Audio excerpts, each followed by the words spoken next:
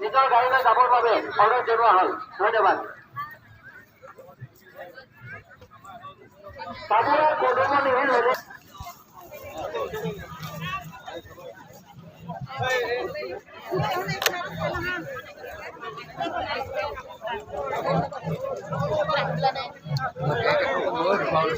কোনে কৈছিলে?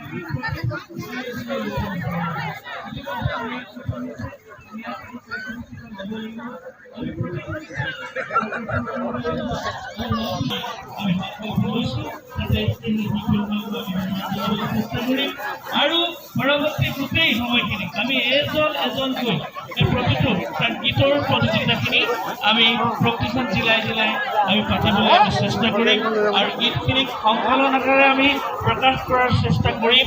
আৰু এইখিনি আমাৰ সুৰেন্দ্ৰ শদিয়া ভাইটি আছে মোৰ, আৰু নিশ্চিত সময়ে কষ্ট কৰিব পাৰে আৰু বহু আছে, সংগঠন আছে, বিশেষকৈ সকলোৱে লগ লাগি আমি ৰাজীৱৰ যিখিনি সৃষ্টি আমি আগবঢ়াই লৈ যাবলৈ চেষ্টা কৰিম। এই মন্ত্ৰটো থাকি গ'ল আৰু মোৰ সদায় সহযোগিতা থাকিব।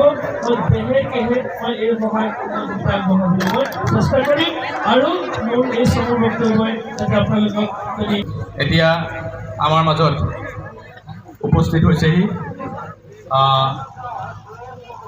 লোকসভাৰ সাংসদ, ভাৰতৰ সংসদৰ উপদলপতি সন্মানীয় গৌৰৱ গগৈ ডাঙৰীয়া আমাৰ মাজত আহিছে।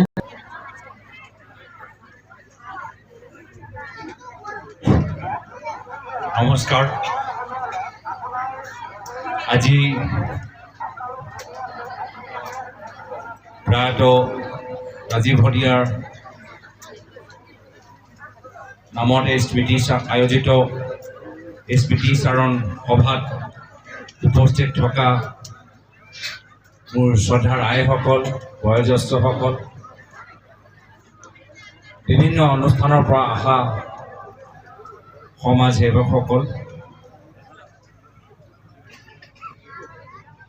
আজি ময়ো অসমৰ এজন নাগৰিক হিচাপে এজন মহান অসমৰ সন্তানৰ প্ৰতি নিজৰ গভীৰ শ্ৰদ্ধা ব্যক্ত কৰিবলৈ উপস্থিত হৈছোঁ। যিদৰে প্ৰয়াত ৰাজীৱ শদিয়াই নিজৰ গীতৰ জৰিয়তে অসমৰ ভাষা, কলা, সংস্কৃতি, পৰম্পৰাৰ প্ৰতি আশা কৰোঁ যে অনাগত দিনত গণশিল্পী ৰাজীৱ শদিয়াৰ আমাৰ অসমীয়া আইৰ প্ৰতি যে আৱেগ, সেই একে আৱেগ আমি নিজৰ জীৱনত ধাৰণ কৰিম, নিজৰ কামত ধাৰণ কৰিম আৰু অসমীয়া সমাজক আৰু আগুৱাই লৈ যাব।